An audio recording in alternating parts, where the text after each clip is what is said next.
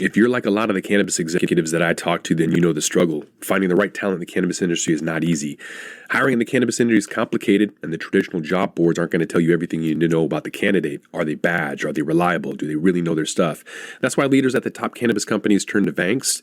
Vanks provides all the tools you need to make the right cannabis hires from one central intuitive dashboard. So whether you're looking for on-demand temporary employees or seasoned executives, Vanks is your one-stop shop to find qualified, ready-to-go workers that are the right fit for your company. So visit Vanks.com, that's VANGST.com, to learn more about Vanks gigs, vetted, and marketplace products, and find out why they're proud to work in cannabis. The North American legal cannabis market is expected to reach $32 billion by 2028. Unfortunately, recent cannabis stock market volatility has made it difficult for many investors to find opportunities to participate.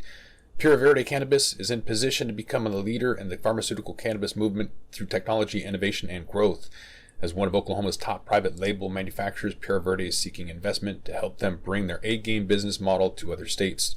To learn more about investing in Pure Verde, their 13 brand private label brands, and the advantages of being located in Oklahoma, go to pureverdecannabis.com/investors.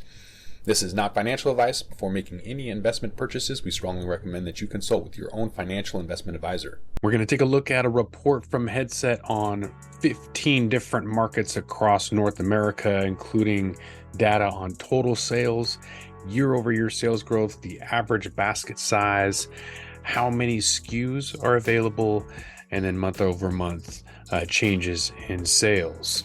So all of that coming up. It's only entertainment. Welcome back to The Talking Hedge. I'm Josh Kincaid, capital markets analyst and host of your Cannabis Business Podcast. Quick overview of what we're about to get into, seeing edible sales emerging in the U.S. markets. So there's other emerging markets in the U.S. like Michigan, which had the highest total edible sales in August at 26 million, followed by Illinois at almost 20, then Massachusetts. Maryland was at the low end of the scale with less than 5 million edible sales last month. In August, $46 million worth of edible sales in California, which led other U.S. legacy markets by a significant margin. Falling in a distant second is Colorado at 18 million. And then Oregon, it was third at 11.4 million. Looking at total sales, California coming in at 400 million in October, 414 million in September. Looks like Michigan was second at 205 million and Ontario at 158 million. Illinois, 155.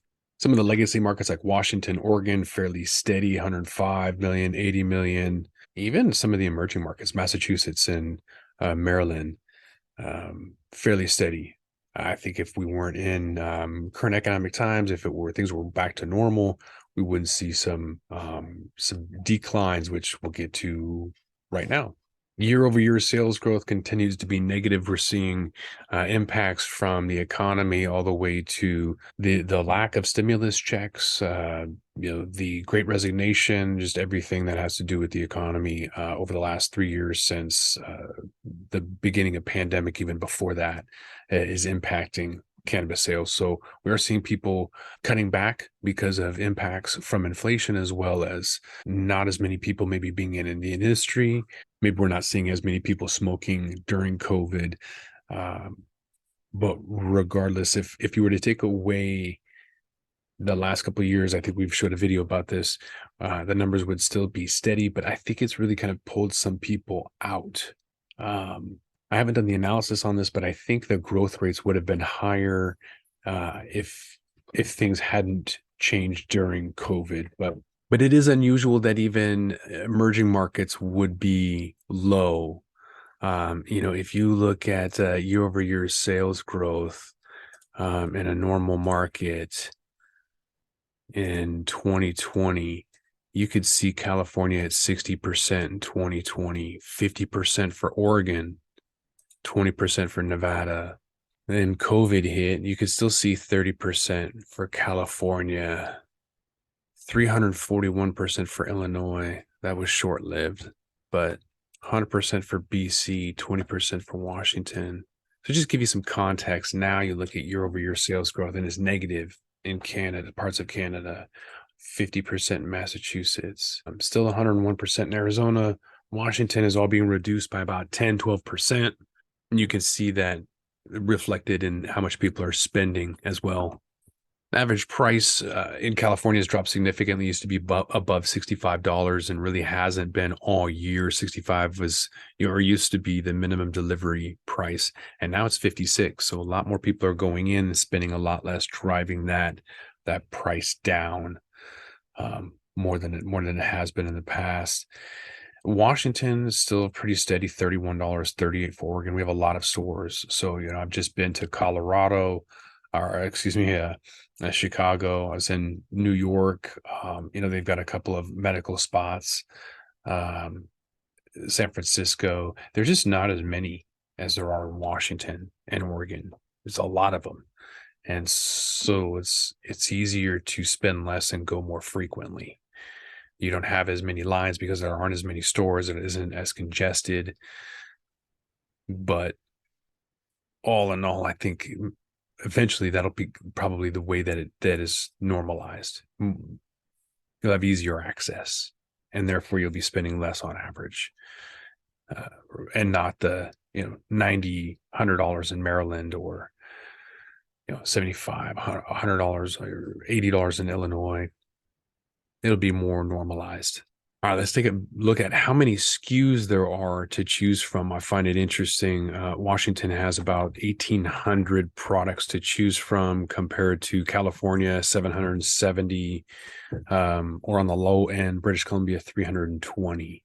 It's significantly more than anyone else. There's really nobody even close. Michigan, 434. Illinois has about half, 946. Arizona, 1,021. But it's daunting. You go in, you have almost 2,000 SKUs to choose from. There's a lot of product out there. On the flip side, you go to a place like Chicago and there's 5 different products to choose from, and you have to do it on an iPad instead of having all of these products in front of you, like in Washington State. It's very different. There's a happy medium there. One is not enough, and the other is overwhelming. Looking at month over month, like same store sales growth, it's pretty negative all across the board. So we didn't see this except early on in Nevada with some of the lockdowns. And now it's been fairly evident in every market where there just was a peak.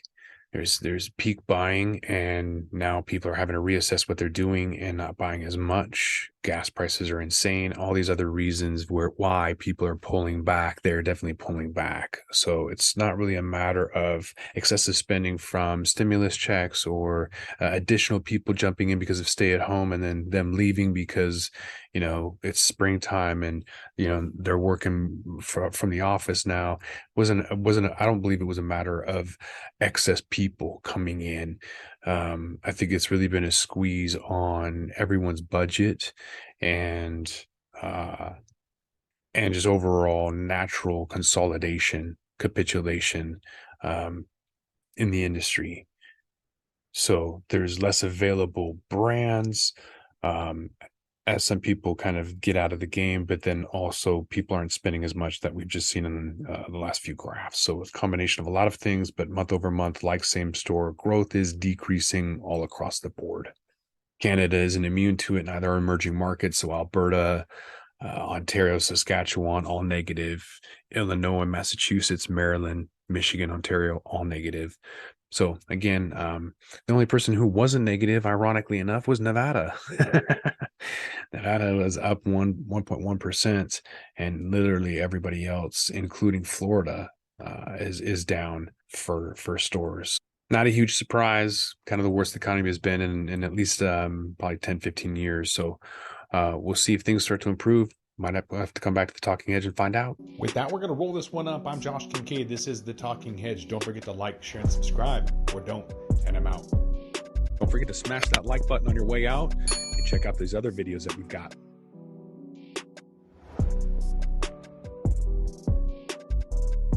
Thanks for listening to today's show.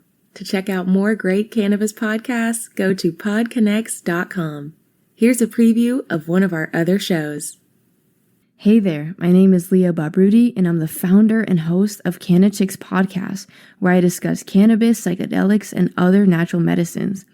I not only interview people who use them as treatment for different conditions, but also the entrepreneurs who share their knowledge on how they built their businesses. If this sounds interesting to you, give my show a listen. I'm sure you'll learn something that'll surprise you.